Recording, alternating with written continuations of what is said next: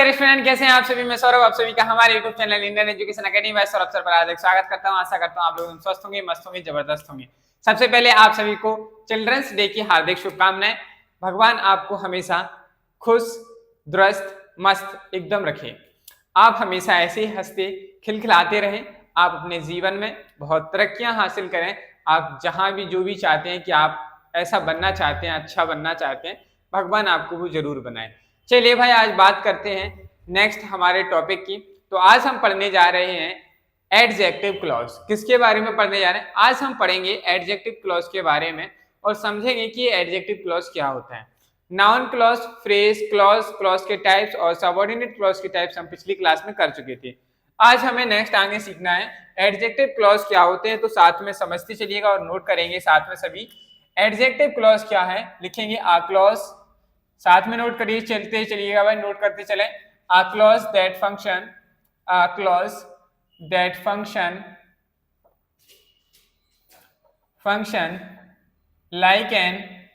like an adjective, like an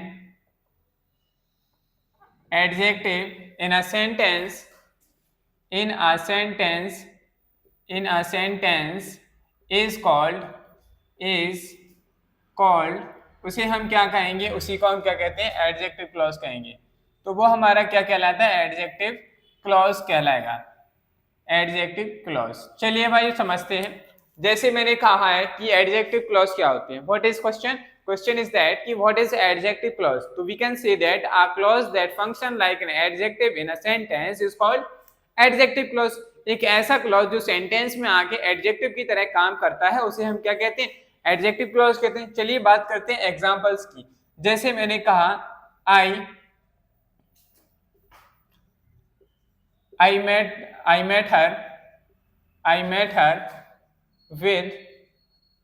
her with eyes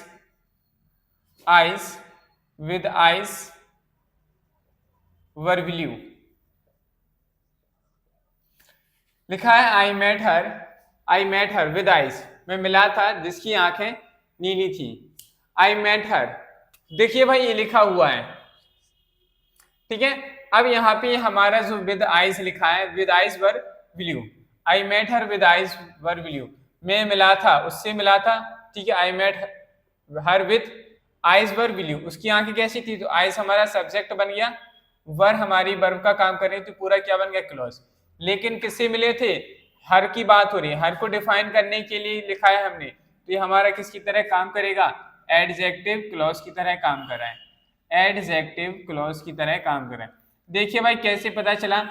हमने लिखा आई met हर, मैं उससे मिला था, ठीक है, अच्छी बात है, मैं हर से मिला था, लेकिन उसकी आंखें कैसी थी? आइज वर ब्लू, ठीक है।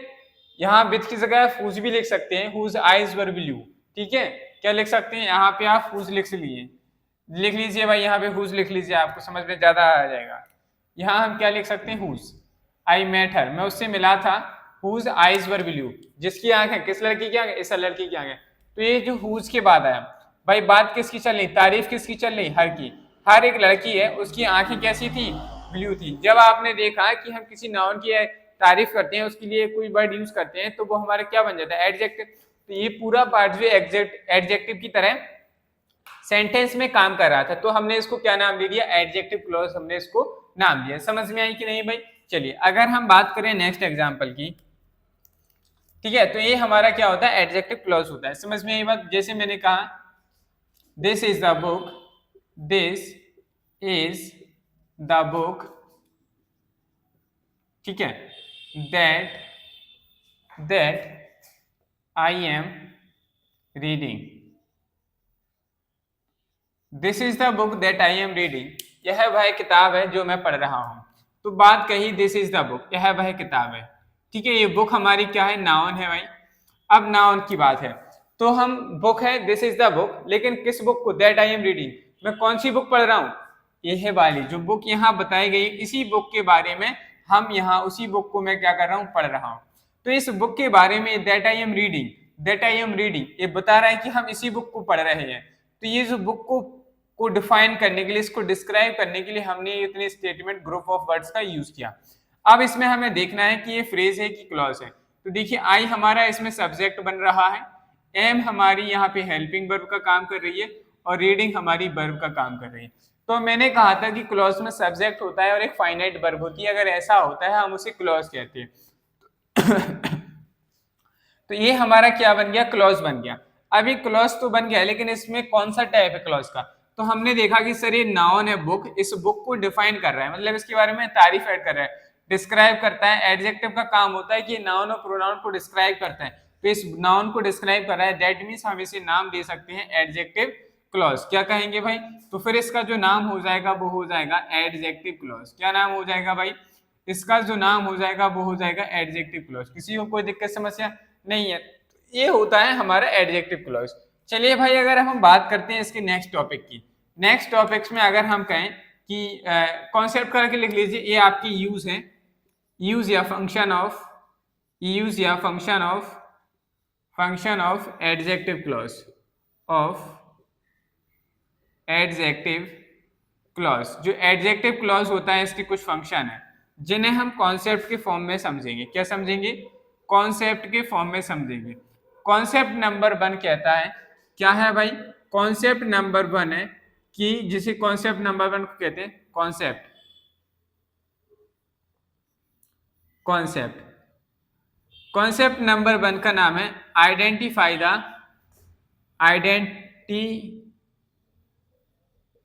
Identify the adjective clause, adjective clause. सबसे पहला कॉन्सेप्ट है हमारा कि काम यह है आपका कि आप बताइए कि आप कैसे पहचानेंगे कि सेंटेंस में यही चीज जो है वो एडजेक्टिव क्लॉज का काम कर रही है, हम कैसे पहचानेंगे। तो इसमें लिखिएगा भाई, it is answer the question, इसमें लिखिएगा पॉइंट बना के, it is answer the question, it is answer the question, it is answer the question which one। आप जब क्या करते हैं which one से क्वेश्चन पूछते हैं तो जो हमारा आंसर निकलता है, क्या कहा मैंने, which one से जब आप क्वेश्चन पूछेंगे तो हमारे सामने जो आंसर निकल के आता है वही हमारा क्या बनता है, वही हमारा एडजेक्टिव क्लॉज बनता है। चलिए मैंने कहा एग्जाम्पल से समझते हैं। तो जैसे मैंने कहा, अभी हम पिछले एग्जाम्पल की बात कर लेते हैं, this is the book, this is the book that I am reading, that I am reading। ठीक है, अब हम अपने पिछले एग्जाम्पल से ही समझ लेते हैं कि कैसे एडजेक्टिव क्लॉज हमने फाइंड आउट किया। देखिए जब भी आपके सामने इस तरीके का क्वेश्चन आता है, अब आपसे कहा गया फाइंड द एडजेक्टिव क्लॉज। अब आपको समझ में नहीं आ रहा कि सर हम एडजेक्टिव क्लॉज कैसे फाइंड आउट करें। तो देखिए भाई आपको क्या करना है, दिस इज द बुक, अब आपसे कहा है आप पढ़ रहे हैं, दैट आई एम रीडिंग, तो आपसे पूछना है क्वेश्चन, विच से क्वेश्चन पूछेंगे, this is the, which book is this, कौन सी बुक है जो आप पढ़ रहे हैं। तो आपने आंसर दिया कि जो मैं रीड कर रहा हूं मैं उस बुक की बात कर रहा हूं, आप जो बुक रीड कर रहे हैं मैं उसी बुक की बात कर रहा हूं। तो मैंने लिखा this is the, this is which book, यह कौन सी किताब है, जो मैं पढ़ रहा हूं ये वही वाली किताब है। तो इसको बताने के लिए विच से क्वेश्चन पूछा तो हमने कहा that I am reading, this is which book, कौन सी बुक है, तो आपने कहा दैट आई एम रीडिंग, जो मैं पढ़ रहा हूं। तो ये हमारा जो दैट आई एम रीडिंग इस विच का क्वेश्चन आंसर निकल के आया, तो ये हमारा किसकी तरह काम करेगा, एडजेक्टिव क्लॉज की तरह काम करेगा। किसकी तरह काम कर रहा है, एडजेक्टिव क्लॉज की तरह काम कर रहा है। समझ में आई बात की नहीं भाई, अब समझ पाएंगे कि नहीं। भाई मैंने कहा there is a man, there is a man, ठीक है, who took my interview, who took my interview। चलिए भाई समझते हैं इस बात को। मैंने कहा there is a man who took my interview, वहां एक व्यक्ति है वो मेरा क्या ले रहा है, इंटरव्यू, उसने मेरा इंटरव्यू लिया था। तो लिखा है देयर इज अ मैन, तो which, there is a which man who, there is a which man, कौन सा व्यक्ति है जिसने आपका इंटरव्यू लिया था। तो आपने कहा there is the man who took my interview, जो वहां खड़ा है वो उसने मेरा क्या लिया था, इंटरव्यू लिया था। तो हमें समझ में आया, और हमें यहाँ एक और हिंट भी मिल रही है कि हम इस तरीके से भी पहचान सकते हैं। देखिए भाई हमने लिखा देयर इज द मैन, वहां एक आदमी था, कौन सा आदमी, जिसने मेरा इंटरव्यू लिया था, क्या लिया था, जिसने मेरा इंटरव्यू लिया था। Who took my interview. इसमें एक बात ये थी कि यहाँ पे क्या है, एक मैन, और मैन के लिए हमने कहा था सब्जेक्ट, किसी व्यक्ति को रिप्रेजेंट करने के लिए हम who preposition sorry who conjunction use करते हैं, ठीक है, हु कंजंक्शन यूज करते हैं, हु रिलेटिव एडजेक्टिव यूज करते हैं। तो ये वही हु हमारा रिलेटिव एडजेक्टिव की तरह काम कर रहा है, और ये हु आया इस मैन के लिए और इसको रिलेट करा दिया सेंटेंस इस क्लॉज के साथ। तो there is a man who took my interview, तो यह हु टुक माई इंटरव्यू इस मैन को डिस्क्राइब कर रहा है। तो ये हमारा यहाँ पे क्या बन गया, एडजेक्टिव बन गया। क्या बन गया भाई, एडजेक्टिव क्लॉज बन के तैयार हो चुका है, एडजेक्टिव क्लॉज। समझ में आ रही बात की नहीं? आप लोगों को कोई दिक्कत समस्या तो नहीं है भाई? अगर कोई दिक्कत, हम इस तरीके से क्या करते हैं, आइडेंटिफाई करते हैं एडजेक्टिव को वीसी क्वेश्चन पूछने पर। समझ में आई बात? अब हम बात करते हैं नेक्स्ट कॉन्सेप्ट की। नेक्स्ट कॉन्सेप्ट क्या है उसको समझते हैं। Next concept number 2। Next concept हमारा ये है कि आपसे बात कही जाए कि उसकी पोजीशन ऑफ एडजेक्टिव क्या है। नेक्स्ट जो है वो है हमारा पोजीशन ऑफ एडजेक्टिव क्लॉज। आखिर ये एडजेक्टिव क्लॉज आएगा कहाँ, हम इसे कहाँ लिख सकते हैं। मान लीजिए हमसे कहा जाए कि आपको यहाँ सेंटेंस में एडजेक्टिव क्लॉज को सही जगह अरेंज करना है, तो हम कैसे करेंगे। तो पोजीशन ऑफ एडजेक्टिव क्लॉज, तो पोजीशन ऑफ एडजेक्टिव क्लॉज हमारा क्या कहते हैं, इसको समझते हैं कि सबसे पहले क्या होगा। आपको एक जो हमारा प्रिंसिपल क्लॉज होगा, प्रिंसिपल क्लॉज में क्या होगा, एक नाउन आएगी, नाउन ऑफ प्रिंसिपल क्लॉज।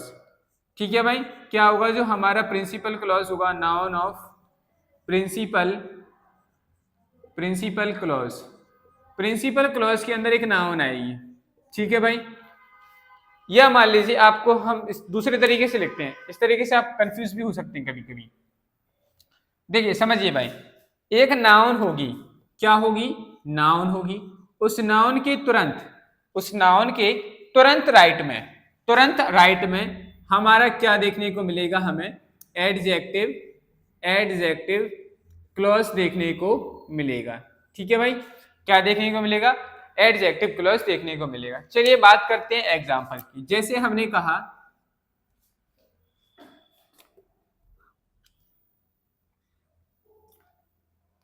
जैसे आई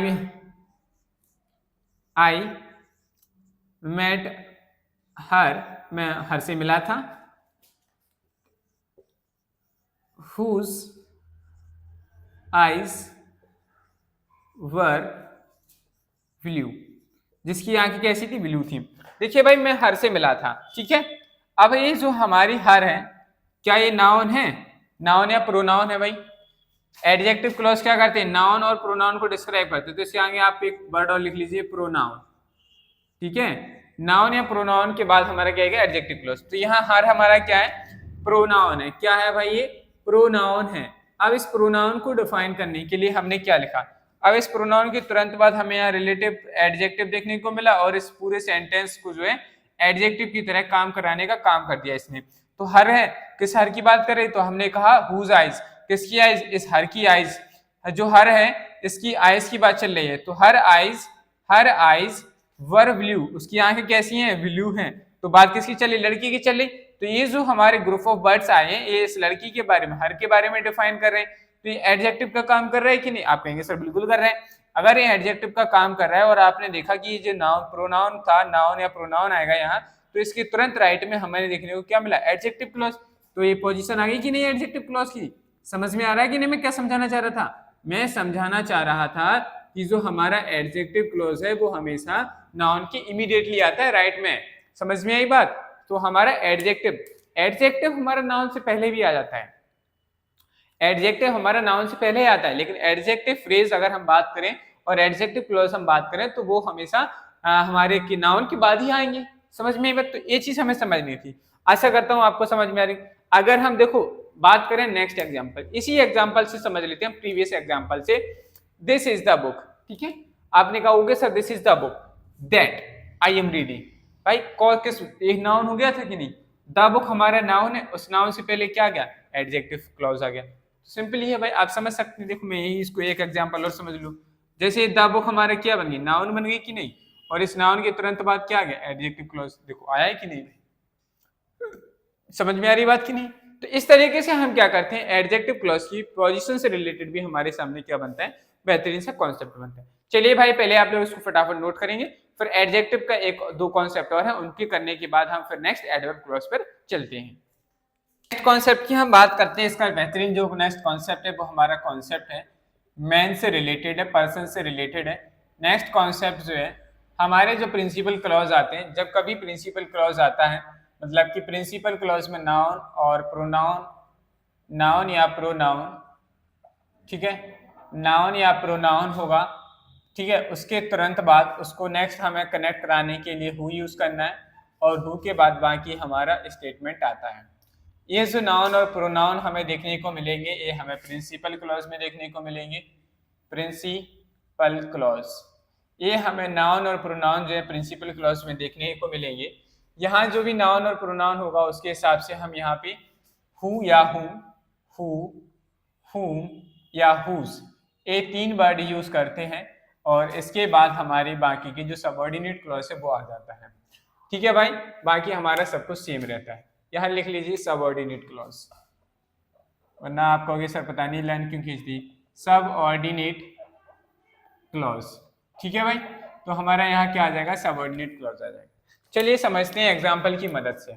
जैसे मैंने कहा आई have a cousin, brother and sister, brother या sister, I have a cousin, brother, a sister, who या whom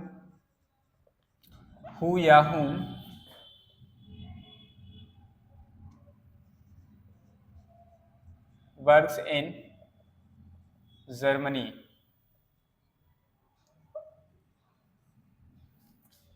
लिखिए, मैंने लिखा आई have a cousin brother and sister whom works in Germany. एक कॉन्सेप्ट, बहुत ही बेहतरीन कॉन्सेप्ट। इस तरह इस कॉन्सेप्ट से बेस्ड जो क्वेश्चन है कॉम्पिटिटिव एग्जाम्स में, एंट्रेंस एग्जाम्स में ज्यादातर क्वेश्चन पूछा जाता है। चलिए समझते हैं कैसे। सबसे पहले हमें एक बात याद रखना है, आई हैव अ कजन, कजन जो वर्ड आया है इसके बाद ना तो कभी हम ब्रदर लिख सकते हैं ना ही कभी सिस्टर लिख सकते हैं। ठीक है भाई, कजन ब्रदर सिस्टर कुछ नहीं होता। कजन कह दिए, कजन का मतलब ही ब्रदर सिस्टर हो गया, ऑलरेडी इसमें मीनिंग कंसिस्ट होता है, इसलिए हम यहाँ पर ब्रदर सिस्टर्स जो लिखते हैं तो इसे हम बोलते हैं सुपरफ्लुअस। क्या बोलते हैं इसे, सुपरफ्लुअस बोलते हैं।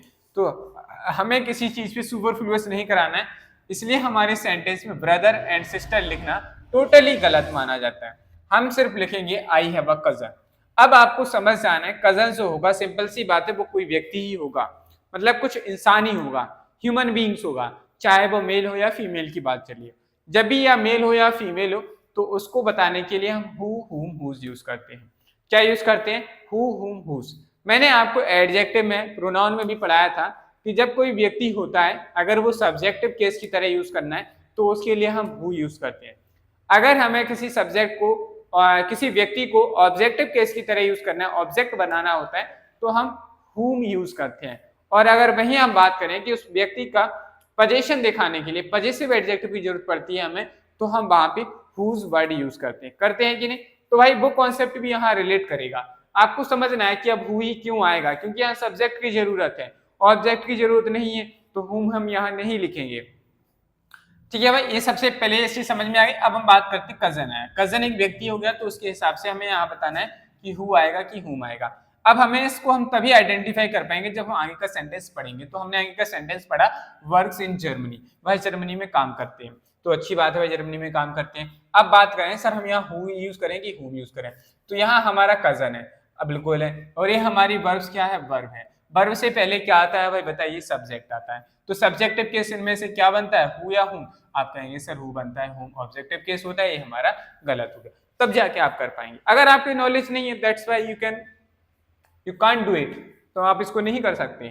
ठीक है भाई, तो हमारा क्या था यहाँ पे सब्जेक्टिव केस आना था, तो हमारे this is the right answer. चलिए अगर मैं बात करूं द राइटर, नेक्स्ट एग्जांपल की मैंने कहा द राइटर, ठीक है, आपको बताना है यहाँ पे हु आएगा कि हुम आएगा। द राइटर हु या हुम आई adored is no more। ठीक है भाई, ये लिखा मैंने सेंटेंस। अब बताइए आप मुझे कि द राइटर हु या हुम आई एडोर्ड इज नो मोर। आप बताइए मुझे यहाँ हु या हु में से क्या आने वाला है, क्या सही रहने वाला है। चलिए हमें थोड़ा डिस्कस कर लेते हैं इसके बारे में। देखिए सबसे पहले हमें समझना है आई एडोड, ये हमारे एक सेंटेंस ऑलरेडी क्लॉज है। क्या है, ये क्लॉज है और यहाँ से हमारी जो इज हेल्पिंग वर्ब आई है वो इस राइटर के अकॉर्डिंग आई है। राइटर के अकॉर्डिंग यहाँ अगर प्लूरल फॉर्म होता तो यहाँ पे भी प्लूरल हेल्पिंग वर्ब आती। इस तरीके का एरर भी हमारा एग्जाम्स में देखने को मिलता है, तो वो भी आप समझते चलिएगा भाई। अब बात करते हैं यहाँ पे हु आएगा कि हुम आएगा। ये हमारा बन गया रिलेटिव एडजेक्टिव से रिलेट बेस्ट, बढ़िया रिलेटिव एडजेक्टिव का बेहतरीन क्वेश्चन है। देखिए हम एक सेंटेंस में एक से ज्यादा चीजें पढ़ रहे हैं, रिलेटिव एडजेक्टिव, प्रोनाउन के बारे में, नाउन के बारे में, सभी चीजों के बारे में कनेक्ट करते चले। जितने ज्यादा आप आगे बढ़ते जाएंगे आपको उतनी ही ज्यादा साथ में लेके चलना पड़ेगा। चलिए भाई बात करते हैं द राइटर हु या हूं। तो यहाँ भाई राइटर आ गया, ठीक है। अब राइटर कोई व्यक्ति या महिला ही होगी तो वो हम समझ में आएगा कि वो पर्सन है, ह्यूमन बीइंग से, तो हम उसके लिए हु या हुम यूज कर सकते हैं। फिर हमने देखा आगे आई एडोर्ड। अब भाई आई एडोर्ड जो आया है लेकिन हमें इसमें इस वर्ब का ऑब्जेक्ट नहीं दिख रहा है, वर्ब का ऑब्जेक्ट नहीं दिख रहा है। तो मैं जिसकी तारीफ करता था, किसकी तारीफ करता था, राइटर की। तो यहाँ ऑब्जेक्टिव केस के लिए राइटर को रिप्रेजेंट करना है और उसे रिलेटिव एडजेक्टिव बनाना है, तो हम यहाँ इन दोनों में से क्या यूज करेंगे। सुनिए भाई मैंने क्या कहा, हमने कहा इस राइटर को हमें ऑब्जेक्टिव बनाना है और हमें रिलेटिव प्रोनाउन के साथ इस सेंटेंस को ऐड कराना है। तो आप बताइए हु या हुम में से यहाँ क्या आएगा। तो मैंने अभी आपको देखो इस वाले एग्जांपल में समझाया था कि देखो बच्चों, जो हु होता है इस सब्जेक्टिव केस में यूज होता है। अगर कोई व्यक्ति है और हमें सब्जेक्टिव केस की जरूरत है तो हम वहां हु यूज करेंगे। क्या हमें सब्जेक्ट की जरूरत है, नहीं है, तो हु हमारा गलत हो गया। अब बात करते हैं हुम की। हमें ऑब्जेक्टिव केस की जरूरत है, व्यक्ति के लिए बताना है, तो हम बिल्कुल यूज कर सकते हैं। क्या हम यहाँ हुज यूज करते हैं, नहीं करते, क्योंकि यहाँ हुज का व्यक्ति का पोजीशन नहीं दिखाया जा रहा है, इसलिए हुज हमारा क्या हो जाता है, गलत हो जाता है। तो इस तरीके से हम क्या करते हैं, नाउन को के बारे से रिलेटेड क्वेश्चंस हमारे पास यहाँ पे अच्छे बढ़िया बनते हैं। समझ में आएगा कि नहीं ये कॉन्सेप्ट, बताइए भाई। चलिए अब हम बात करते हैं नेक्स्ट कॉन्सेप्ट की। नेक्स्ट कॉन्सेप्ट भी हमारा कुछ मिलता जुलता है, इसी कॉन्सेप्ट से बेस्ड है। तो अगर हम बात करें कि हमारा सेंटेंस जो हमारा प्रिंसिपल क्लॉज होता है, अगर सर उस प्रिंसिपल क्लॉज में अगर हम बात करें कि उस प्रिंसिपल क्लॉज में सर कोई एनिमल्स आ जाए, ठीक है, या कोई थिंग्स आ जाए, क्या आ जाए, कोई थिंग्स वस्तु के बारे में बात की जाए, जैसे कार, गाड़ी, बुक्स वगैरह, इन सभी की चीजें आ जाती हैं, तो उसको बताने के लिए हम क्या यूज करते हैं, which relative pronoun, sorry which relative adjective, या हम बात करें कि दैट यूज कर सकते हैं आप। अगर आपको पोजीशन दिखाना है तो हम यहाँ क्या लिख सकते हैं, हुज भी लिख सकते हैं। और इसके बाद हमारा बाकी का सबऑर्डिनेट क्लॉज जो है वो आ जाता है, क्या आ जाता है, सबऑर्डिनेट क्लॉज आ जाएगा। समझ में आई बात की नहीं। तो इस तरीके से रिलेटेड हमारे पास एक और कॉन्सेप्ट बन जाता है यहाँ पे। चलिए भाई समझते हैं। जैसे मैंने कहा, देखो जैसे अभी हम बात करते हैं एग्जाम्पल की, there is a path, there is a path. आप मुझे बताइएगा है क्या है, दैट या विच या हमारा हुज।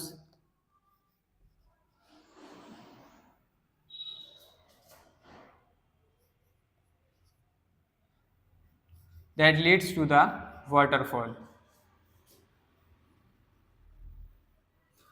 चलिए भाई मुझे बताइए कि आप हमें इन तीनों में से, मैं यहाँ पे एक बार फिर से एग्जांपल लिख दे रहा हूँ, विच या आपको बताना है हुज या आपको बताना है दैट। इन तीनों में से which option is the best for here. यहाँ कौन सा ऑप्शन बेस्ट है, तो लिखा है there is a path. Path हमारे एक नाउन वर्ड है। आपने कहा सर नाउन है, बिल्कुल है, लेकिन हमें ये बताइए कि पाथ क्या है, नॉन लिविंग थिंग्स है कि नहीं। आप कहेंगे सर बिल्कुल है, एक थिंग्स है। तो हमें रास्ते की बात चल रही है, उस रास्ते की हम बात कर रहे हैं, तो ये नॉन लिविंग थिंग्स हो गया। कैसा हो गया, नॉन लिविंग थिंग्स है, ठीक है, नॉन लिविंग थिंग्स है। अब आपने कहा सर ठीक है नॉन लिविंग थिंग्स तो हो गई, आप हमें बताइए अब हम क्या करें। तो देखिए अब आपके पास तीन ऑप्शन है, विच, दैट या हुज। तो हमें बताना है this is the, there is a path dash leads to the which, there is a path which leads to the waterfall, जिसकी वाटरफॉल नहीं, हमें यहाँ रिलेटिव प्रोनाउन की, अब हमें रिलेटिव एडजेक्टिव समझना है कि कौन सा रिलेटिव एडजेक्टिव हम यूज करें। हुज आएगा, पोजीशन दिखाना है कि नहीं, तो हमें दैट की ज्यादा जरूरत दिखती है। कैसे पता चला, there is a path dash leads to waterfall. ये जो वो एक ये है, वहां एक रास्ता है जो कहाँ जाता है, जो वाटरफॉल की ओर जाता है, जो हमें कहाँ ले जाता है, वाटरफॉल। तो यहाँ जो का सेंस आ रहा था, यहाँ रिलेटिव प्रोनाउन ऐसा यूज करना था जो उसको रिप्रेजेंट कर दे। यहाँ विच का सेंस नहीं आता, जिसकी का सेंस नहीं आता, जिसकी ऐसी है नहीं, तो यहाँ दैट का सेंस आ रहा था, तो हमें यहाँ क्या यूज करना चाहिए, दैट यूज करना था, तो हमारा क्या बन गया, सही बन गया। अब आप दैट कैसे यूज करते, विच कैसे यूज करते, हुज कैसे यूज कर पाते, इसके बारे में आपको एडजेक्टिव की क्लास में पढ़ना पड़ेगा। एडजेक्टिव और प्रोनाउन चैप्टर अगर आप करते हैं अच्छे से, तो आप समझ लीजिए इन क्वेश्चंस को कर पाना आपके लिए थोड़ा बहुत ज्यादा आसान हो जाएगा। लेकिन आप उनको क्लास को जरूर देखिए, अगर आपने नहीं देखे तो उन क्लासेस को जरूर देखें। चलिए भाई, अगर हम बात करते हैं नेक्स्ट एग्जाम्पल की, जैसे मैंने कहा आई हैव अ कार, नहीं, जैसे अगर हम बात करें नेक्स्ट एग्जाम्पल की,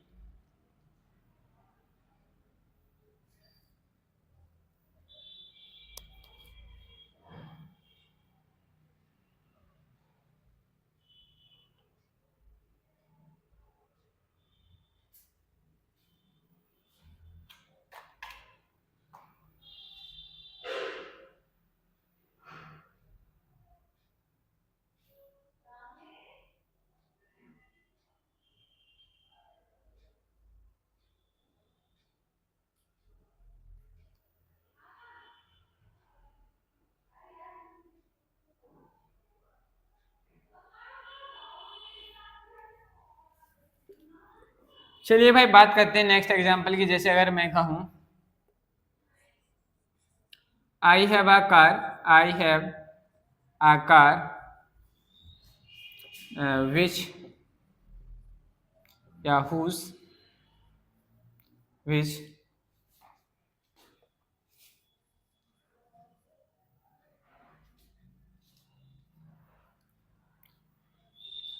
was gifted by my father, देखिए भाई, मैंने लिखा आई हैव अ कार, मेरे पास एक कार है जिसको मेरे पिताजी द्वारा मुझे गिफ्ट में दिया गया था। तो देखिए अब यहाँ दैट ऑप्शन है नहीं, तो हम यहाँ किसको ही प्रेफरेंस देंगे, विच, क्योंकि नॉन लिविंग थिंग्स है, नॉन लिविंग थिंग्स के लिए हम विच यूज करेंगे, हुज यहाँ नहीं, गलत हो जाएगा क्योंकि पोजीशन बताने की आवश्यकता नहीं दिख रही है हमें। तो हम यहाँ क्या कर देंगे, which was gifted bye my father, किसको दिया, जिसको मेरे पिताजी द्वारा गाड़ी जो है, ठीक है, वो मेरे पिताजी द्वारा मुझे दी गई। तो इस तरीके से हम क्या करते हैं यहाँ पे इन वर्ड्स का यूज करते हैं। चलिए भाई, बात समझ में आएगी नहीं। अगर हम बात करें अब नेक्स्ट कॉन्सेप्ट की, इसका जो नेक्स्ट कॉन्सेप्ट है वो क्या है, इसको समझते हैं।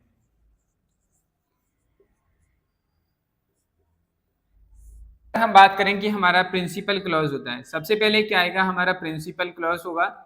प्रिंसिपल क्लॉज के बाद हमारे सामने हमें देखने को मिलता है कुछ वर्ड्स, जैसे हमने कहा वेयर, क्या कहा वेयर, हमने कहा व्हेन, क्या कहा वेयर व्हेन।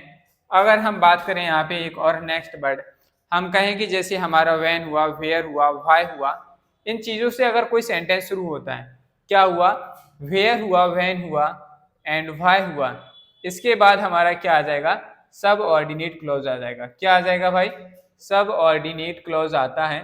तो हम क्या करेंगे, इन्हें यूज कर सकते हैं। जैसे हमने कहा जब ये तीनों चीजें आएंगे तो ये बताएगा, अब आपको पता होना चाहिए कि वेयर क्या बताता है, जगह के बारे में बताता है, व्हेन क्या बताता है, टाइम के बारे में बताता है, और जो व्हाई होता है हमारा, ये भी किसके बारे में बताता है, रीजन बताता है। क्या बताता है, रीजन बताता है।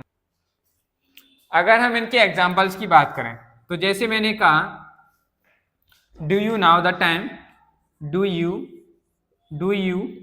Now the time, do you now the time, do you now the time dash when the concert dash the concert begins।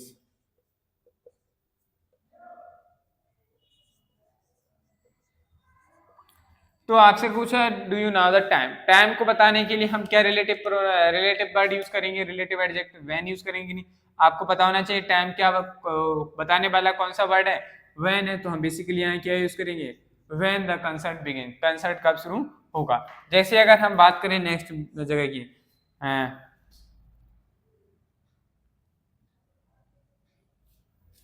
he visited there, ठीक है, dash we first met, we first met, we visited to her लिख लीजिए यहाँ पे, हाँ we visited there dash we first met. मैं वहां गया था जहां हम पहली बार मिले थे, मैं वहां गया था, मैं ही वह वहां गया था जहां वह पहली बार मिला था। तो जगह के बारे में बात चल रही, जगह के बारे में बात चलेगी तो हम यहाँ कौन सा रिलेटिव वर्ड यूज करेंगे, देयर, सॉरी वेयर यूज करेंगे। क्या यूज करेंगे, वेयर यूज करेंगे, और हमारे एक मीनिंगफुल सेंटेंस बन के हमारे सामने आ गया। ठीक है भाई, ये था हमारे क्या एडजेक्टिव क्लॉज की कुछ इंपॉर्टेंट कॉन्सेप्ट जो हमें जाने। आप लोगों ने नोट करिए, फिर हम आगे नेक्स्ट आगे की कॉन्सेप्ट समझते हैं। नेक्स्ट एग्जांपल्स कॉन्सेप्ट्स की। एडजेक्टिव क्लॉज का हमारा लास्ट कॉन्सेप्ट है। कॉन्सेप्ट कहता है, तो लिखिएगा समटाइम्स, साथ में नोट करेंगे भाई, sometimes the introducing word, sometimes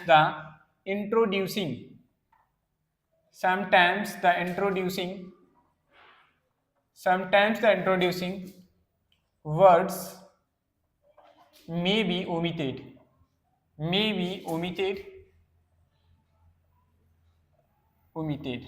हम उनको omitted कर देते हैं, हटा देते हैं, neglect कर देते हैं। कैसे, अगर हम बात करें एग्जाम्पल की, तो जैसे मैंने कहा here is the dictionary, here is the dictionary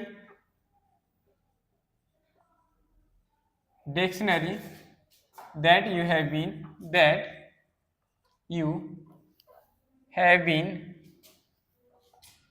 looking for,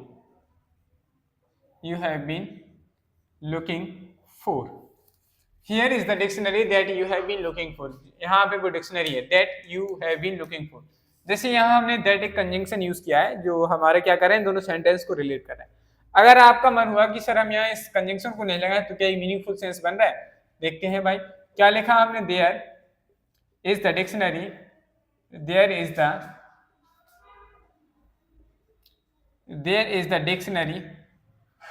that you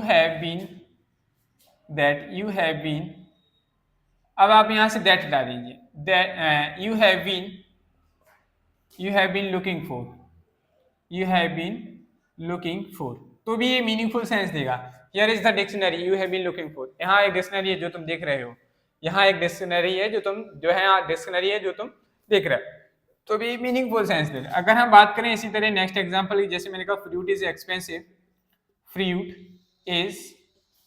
expensive, आपने कहा फ्रूट महंगे हैं, तो कौन से फ्रूट्स, जो फ्रूट्स आर ग्रोन ऑर्गेनिकली, ऐसे फ्रूट्स जो ऑर्गेनिकली ग्रो किए जाते हैं उन्हें हम, वो फ्रूट्स कैसे होते हैं, एक्सपेंसिव होते हैं। तो वही बात यहाँ लिखी, बस हमने क्या किया, इसमें जो हमें रिलेटिव वर्ड यूज करना था वो हमने नहीं किया, उसको ओमिट करके हमने क्या कर दिया, बाकी के सारे शब्द जो है वर्ड्स दिए हमने सेंटेंस में एज लिखे, लेकिन हमारा सेंटेंस का मीनिंग चेंज नहीं हुआ, तो we can do it. Okay, तो हम ऐसा भी कर सकते हैं। चलिए भाई, अगर हम बात करें नेक्स्ट, और हमारे जो है लास्ट टॉपिक स्टार्ट होने वाला है एडवर्ब क्लॉज। क्या है एडवर्ब क्लॉज? आखिर ये एडवर्ब क्लॉज होती क्या है समझिए। एक क्लॉज होगा तो साथ में नोट करेंगे क्या है, a clause that function like an adverb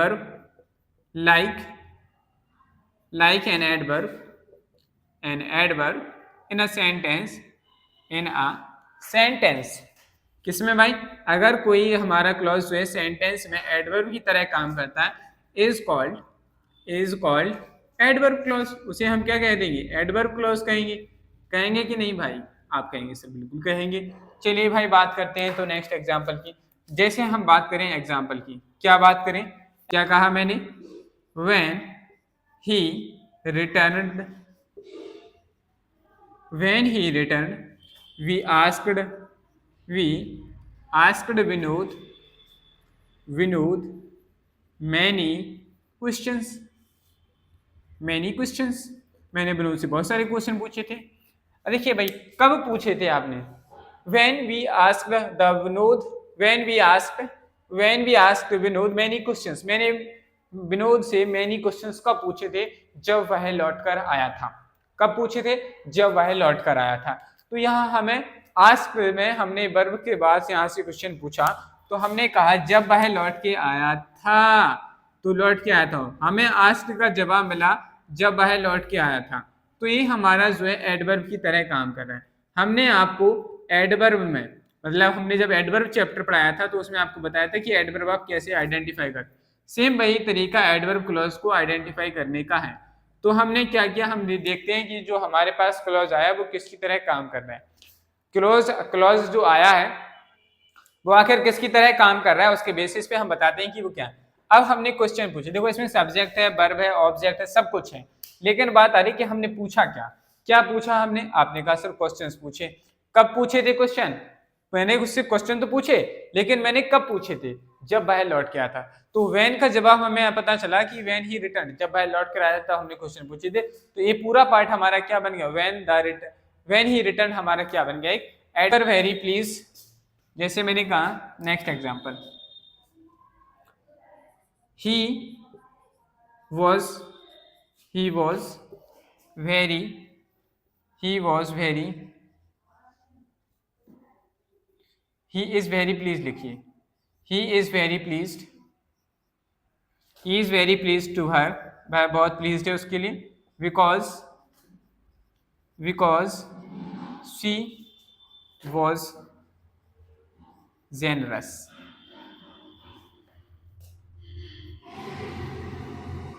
because he is very pleased to her because she was generous, वह उदार थी इसलिए वह उसके लिए क्या था, प्लीज्ड था। तो ये हमारा इस तरीके क्या बनते हैं एग्जाम्पल्स। अब बात करते हैं कि हम कैसे पता करेंगे शी इज वेरी प्लीज्ड, वह प्लीज्ड क्यों था, क्योंकि वह कैसी थी, why he is very pleased, तो वह उसके लिए प्लीज्ड क्यों था, वाई से क्वेश्चन पूछा तो हमारे सामने पता चला कि वह जेनरस थी इसलिए उसके लिए क्या था, वो प्लीज्ड था। तो ये हमारा जो आया है बिकॉज से, क्या आया है, बिकॉज शी वॉज जेनरस, ये पूरा पार्ट हमारा क्या बन गया, एडवर्ब फ्रेज क्लॉज बन गया, क्या बन गया, एडवर्ब क्लॉज बन गया, क्या बन गया भाई, एडवर्ब क्लॉज। एक ही वर्ड को बार बार लिखते रहते हैं तो बस वही लिखने की आदत रहती है। अब मैं एडवर्ब लिखना चाह रहा हूँ, यहाँ एडजेक्टिव लिख रहा है हर बार, तो क्या आ जाएगा हमारा एडवर्ब क्लॉज हमारे सामने आ जाएगा। तो इस तरीके से हम एडवर्ब को आइडेंटिफाई करते हैं। अगर हम बात करें इसके टाइप्स ऑफ एडवर्ब क्लॉज, क्या कहें, टाइप्स ऑफ एडवर्ब क्लॉज, लिखिए भाई साथ में, types of adverb clause, types of adverb clause. तो हमारे पास कुछ टाइप्स होते हैं एडवर्ब ऑफ,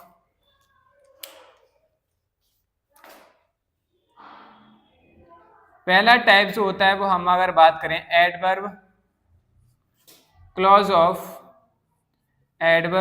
ऑफ टाइम। दूसरा जो टाइप होता है वो होता है एडवर्ब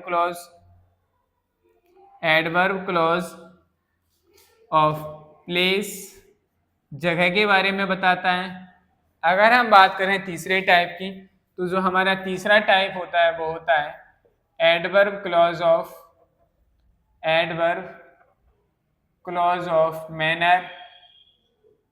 मैनर को बताता है भाई। अगर हम बात करें इसके फोर्थ टाइप की, तो जो इसका जो फोर्थ टाइप होता है वो होता है एडवर्ब क्लॉज ऑफ रीजन, क्या होता है, रीजन। ये चार टाइप्स हैं जो हमें क्या करने हैं भाई, पढ़ने हैं। इन चार टाइप्स के बारे में हमें अब सीखना है, तो पहले आप फटाफट इसे नोट कर लीजिए, फिर हम सीखते हैं हम एडवर्ब ऑफ क्लॉज का। तो एडवर्ब क्लॉज का हमारा जो पहला काइंड है, तो हेडिंग डालेंगे एडवर्ब क्लॉज, क्या हेडिंग हो जाएगी, adverb clause of time, adverb clause of time. ये हमारी पहली क्या है, हेडिंग है। इसके बारे में समझना है एडवर्ब क्लॉज ऑफ टाइम क्या होता है, तो साथ में लिखेंगे N adverb clause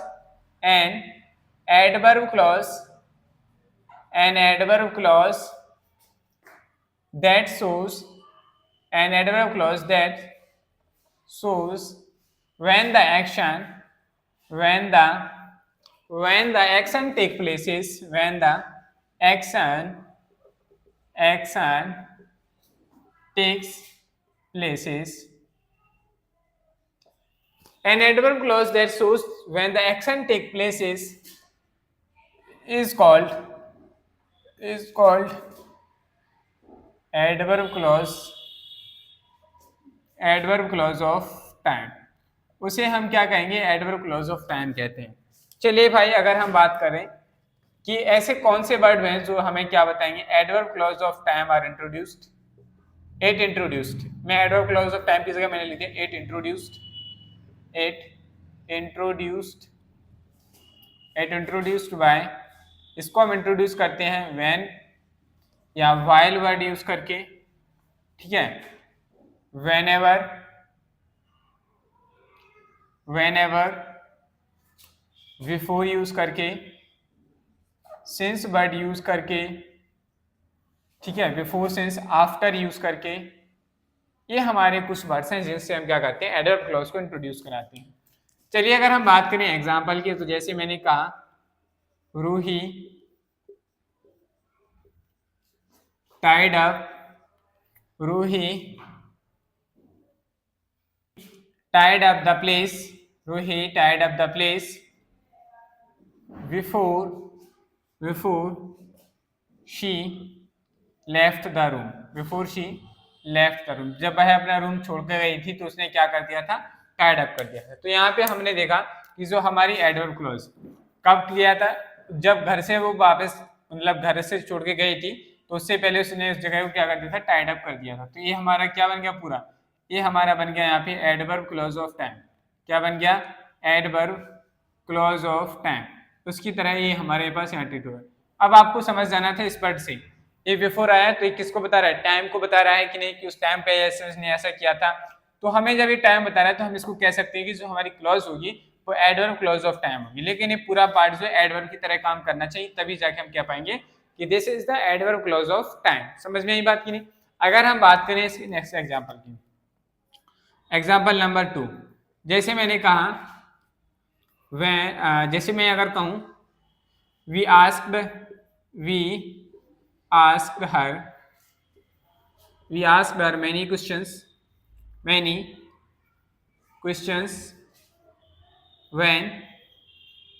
when when her, when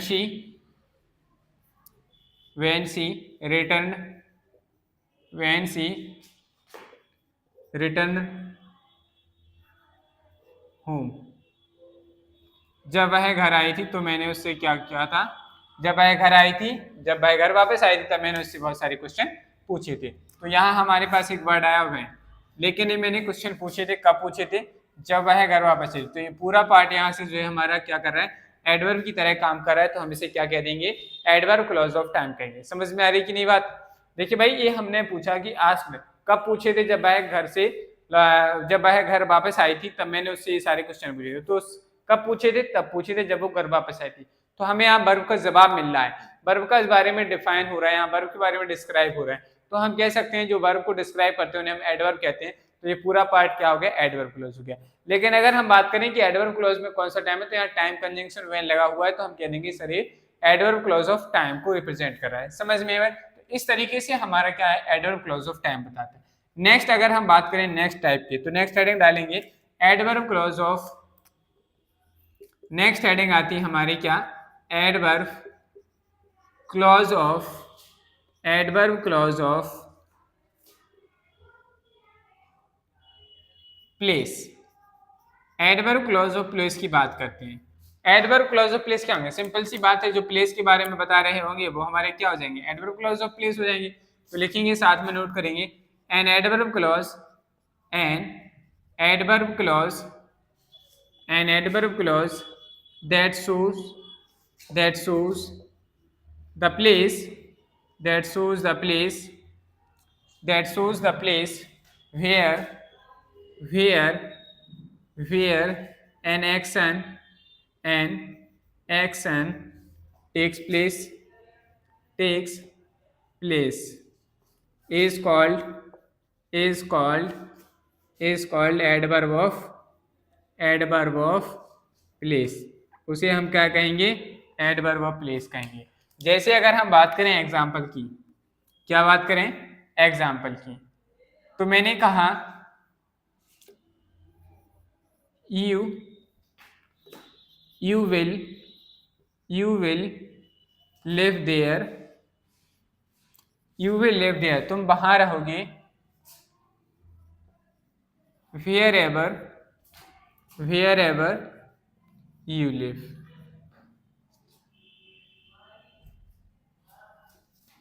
you की जगह यहाँ पे आप ही लिख लीजिए, he will live there wherever you live. He वहां रहेगा जहां तुम रहोगे, जहां तुम रहते हो वहीं पे ही क्या रहेगा, ही जो है वो भी वहीं पे रहेगा। He will live there wherever you live, तुम जहां रहोगे वहां पे क्या रहेगा, हमारा ही रहेगा। तो हमारे कुछ वर्ड्स हैं वेयर, वेयर एवर। तो जगह को बताने वाले सिर्फ दो वर्ड हैं, एक वेयर और एक वेयर एवर। ये दो जो होते हैं प्लेस को बताते हैं। तो लिखिएगा यहाँ पे आगे लिख लीजिए where and wherever. Where point करके लिख लीजिएगा भाई, where and wherever introduced where and wherever introduced the adverb clause of place। समझ में आई बात की नहीं?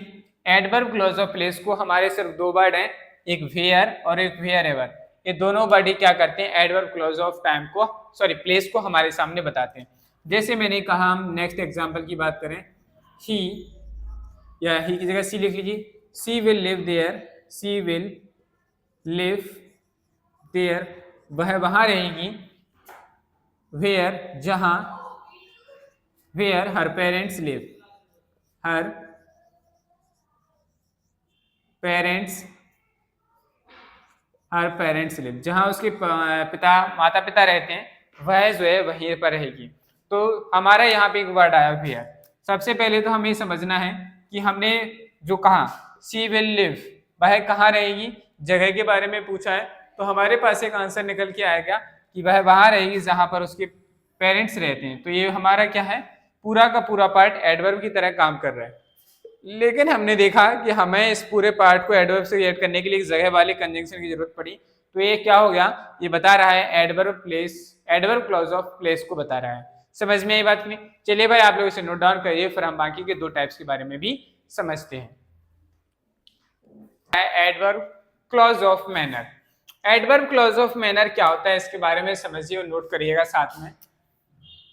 N adverb clause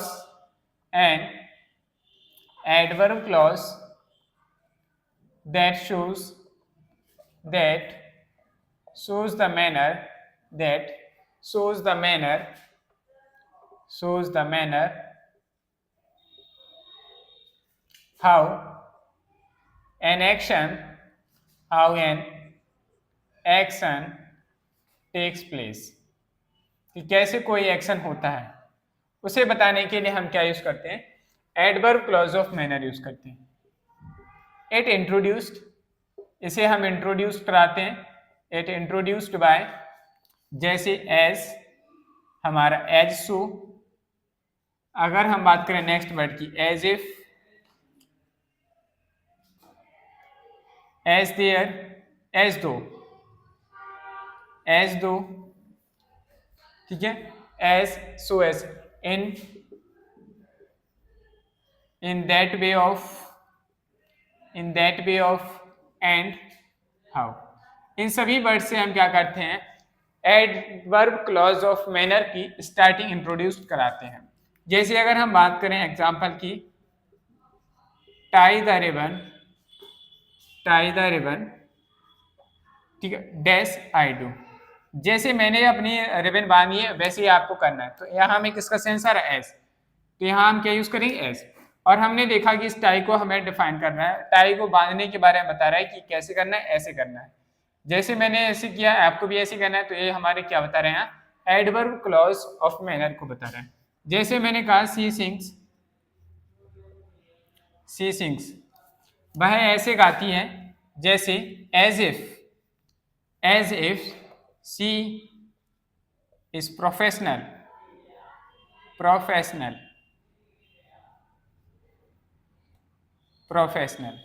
C sings as if she is professional, वह ऐसे गाती है जैसे वह प्रोफेशनल हो। तो यहाँ एज इफ आया तो आपको समझ जाना है कि मैनर को बता रहा है।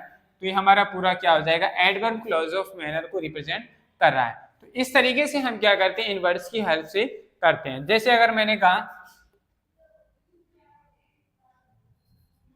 Next, C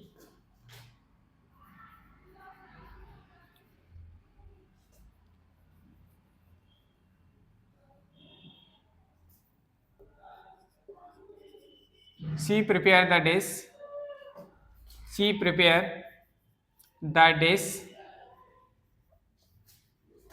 how can make it, वह ऐसे डिश बनाती है जैसे, कैसे बना सकती है, वह एक प्रिपेयर करती है एक dish, she prepares the dish, वह एक डिश प्रिपेयर करती है, हाउ कैन मेक इट, जो वो ऐसा कैसे बना सकती है, उसने एक डिश प्रिपेयर की तो वो ऐसा कैसे कर सकती है, तो उसके तरीके को बताया जा रहा है कि उसने ऐसा काम कैसे किया।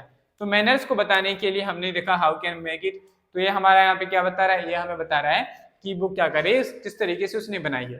तो ये हमें किसको रिप्रेजेंट कर रहा है, एडवर्ब क्लॉज ऑफ मैनर को रिप्रेजेंट कर रहा है।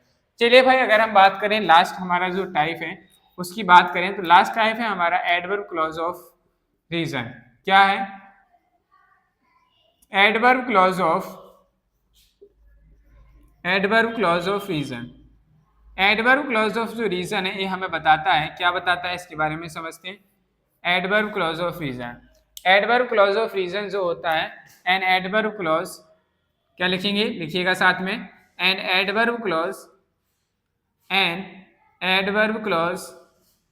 दैट शोज द रीजन, जो हमें क्या बताएगा, जो रीजन बताता है, that shows the reason why the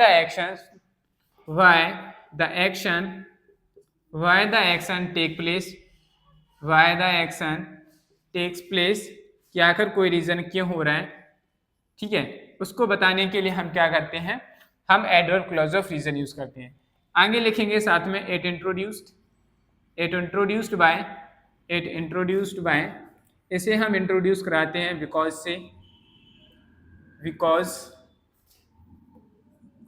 because से, दैट से, एंड सिंस, ये वर्ड हैं जो क्या बताते हैं, रीजन बताते हैं। जैसे अगर मैं कहूं example, he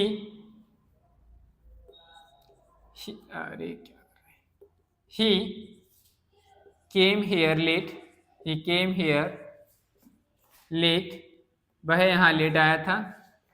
he came here late because his car broke down, क्योंकि उसकी कार क्या हो गई थी, टूट गई थी। He came here late because his car, तो यहाँ देखो हमारा वह लेट क्यों आया था, तो आपने कहा कि उसकी कार टूट गई थी इसलिए। अब यहाँ आप रीजन बता रहे हैं कि इस वजह से रीजन टूटी, तो ये पूरी जो क्लॉज बन गई हमारी, ये किसको बता रही है, एडवर्ब क्लॉज ऑफ रीजन को बता रही है। कैसे बता रही है, अब देखो एडवर्ब क्लॉज को एडवर्ब फाइंड आउट करने के लिए कैसे रीजन वाली एडवर्ब फाइंड आउट करते हैं, ये सारी चीजें मैंने एडवर्ब में और आपको चैप्टर में पढ़ा रखी हैं। आप उस चैप्टर को देखिए, उन वीडियोस को देखिए, वहां जाके आपको सब समझ में आएगा। हमने पूछा ही केम हियर लेट, वह यहाँ लेट क्यों आया था, वाई से क्वेश्चन पुटअप किया हमने, why he came late here, वह यहाँ लेट क्यों आया था, तो आपने कहा सर उसकी गाड़ी जो है, क्योंकि वो लेट इसलिए आया था क्योंकि उसकी गाड़ी खराब हो गई थी इसलिए वो लेट आया था। भाई गाड़ी खराब हो गई थी, रीजन बता रहे, और इस वर्ब को ही डिफाइन कर रहे हैं, लेट आने का कारण बता रहे हैं ना, तो इस वर्ब को डिफाइन कर रहे हैं, तो ये एडवर्ब हो गया। इसमें देखो सब्जेक्ट ऑब्जेक्ट सब कुछ है, इसलिए हमारा क्या बन गया, क्लॉज बन गया। रीजन बता रहा है इसलिए हमने इसको नाम दे दिया एडवर्ब क्लॉज ऑफ रीजन। क्या नाम दे दिया इसको, एडवर्ब क्लॉज ऑफ रीजन इसका नाम हो गया।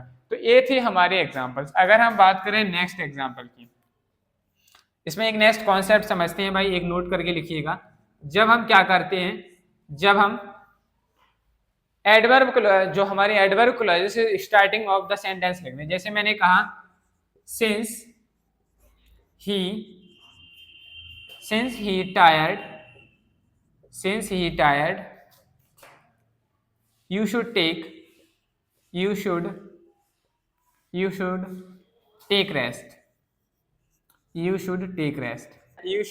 rest। जब हम क्या करते हैं, जब हमारा जो एडवर्ब क्लॉज है उसे स्टार्टिंग ऑफ द सेंटेंस यानी beginning of the sentence sentence की शुरुआत में लिखते हैं तो हमें उसके बाद कॉमा यूज करना पड़ता है। तो हमारी जैसे एडवर्ब क्लॉज कंप्लीट हुई उसके बाद हमें कॉमा यूज करना है। तो लिखा मैंने since he tired, comma use किया हमने, फिर लिखा यू शुड टेक रेस्ट, आपको प्रॉपर आराम करना चाहिए। तो इस तरीके से हम क्या करते हैं एडवर्ब क्लॉज को भी रिप्रेजेंट कर सकते हैं। ये थी हमारी आज की क्लास। आशा करता हूं कि आपको ये समझ में आ गया होगा कि हम कैसे noun clause, adjective clause, adverb clause का यूज करते हैं, इनसे क्या रिलेटेड इंपॉर्टेंट क्वेश्चंस बनते हैं, ये सारी चीजें आप समझ चुके होंगे। आज था हमारा, ये थी हमारी आज की क्लास क्लॉज चैप्टर हमारा कंप्लीट हुआ। आशा करता हूं कि आपको ये आज की क्लास, आज की वीडियो पसंद आई होगी। अगर वीडियो पसंद आई है तो वीडियो को लाइक करें, चैनल को सब्सक्राइब करें, बेल आइकन को प्रेस करें, जिससे कि आपको हमारे आने वाली नेक्स्ट क्लासेस का नोटिफिकेशन मिलता रहे। और वीडियोस को फ्रेंड एंड फैमिली मेंबर्स के साथ शेयर करें, जिससे कि वो भी इन वीडियो से जुड़कर अपना बेनिफिट ले सकें। चलिए भाई, आज के लिए इतना ही रखते हैं, मिलते हैं कल।